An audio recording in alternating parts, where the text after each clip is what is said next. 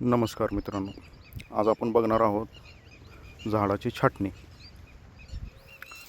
हे पहिल्यांदा हे बघा, इथून एक, हे दोन, हे तीन स्टेपवरती झाड आहे। इथून कट करायचं, ते तिथून कट केल्यानंतर वाढल्यानंतर काहीतरी ते असं दिसतं, बघता येतं। ह्या 3 ब्रांचेस 1 2 3, या 3 झाल्यानंतर याच्या स्टेप्स 1 2 3, या 3 ह्याला आल्यानंतर याला इथून कट करायचं। हे झालं पहिली दुसरी छाटणी। त्या 3 दुसरी छाटणी झाल्यानंतर तिसऱ्या छाटणीला हे झाड काहीतरी असं दिसतं। हे ब्रांचेस आलेली, या ब्रांचेसला परत 3 फांद्या आलेल्या। या 3 फांद्याच फक्त आपल्याला ठेवायच्या आहेत। जेवढ्या फांद्या कमी तेवढा सूर्यप्रकाश जास्त। झाड लहान असताना सूर्यप्रकाशाची गरज भरपूर असते।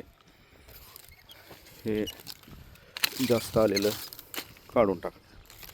फक्त 3च ज्या एकदम व्यवस्थित आहेत, निकृष्ट दर्जाच्या नाही आहेत, अशाच फांद्या फक्त ठेवायच्या, बाकीचं काढून टाकायचं।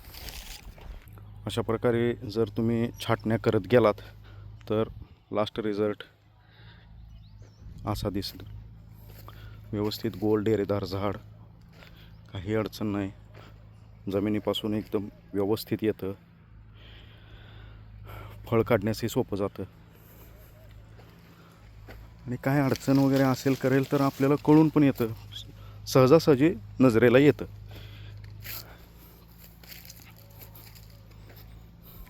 हे असं झाड होतं।